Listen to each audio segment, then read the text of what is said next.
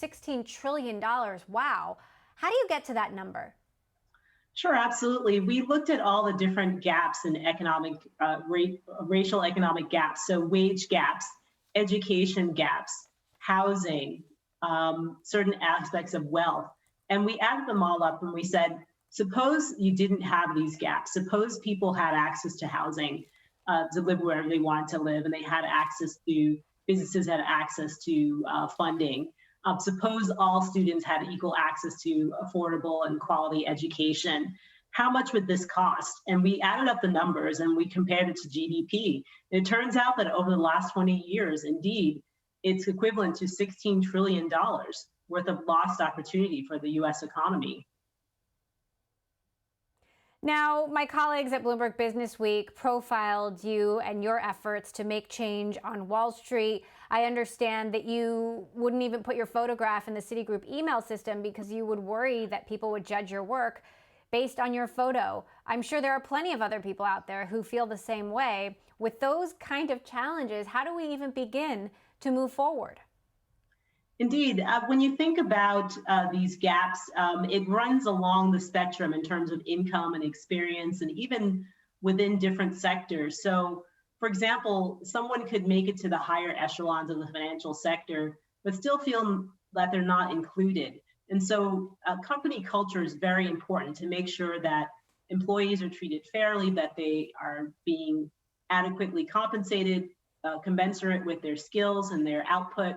And so I think, certainly that decision on my behalf a long time ago was reflective of many of those fears of not feeling included, and also being judged based upon who you are and what you look like.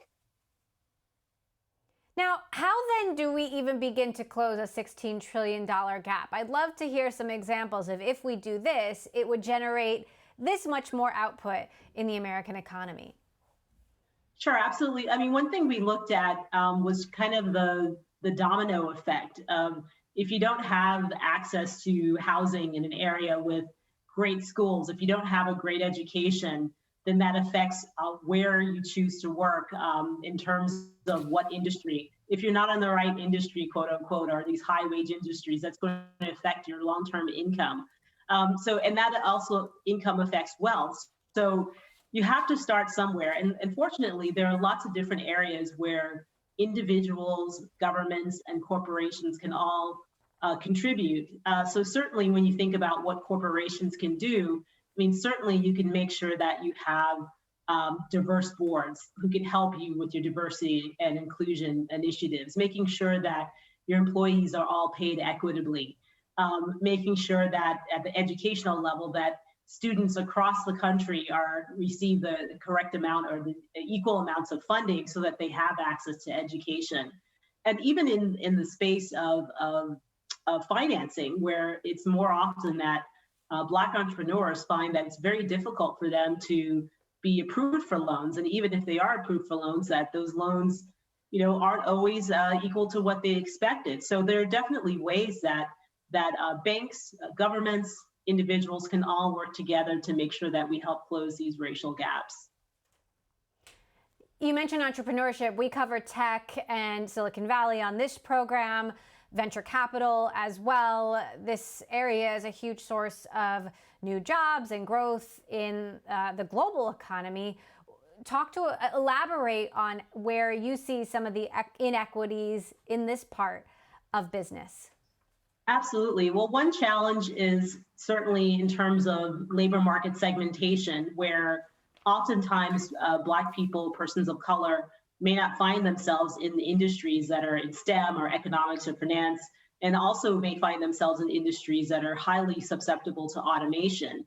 And so just getting into the right field is important. And even once you're in that field, it can be very difficult, especially in venture capitalism, where many people may not look like you. And so relationships are so important in terms of getting an investor to buy into your product and be willing to invest in you.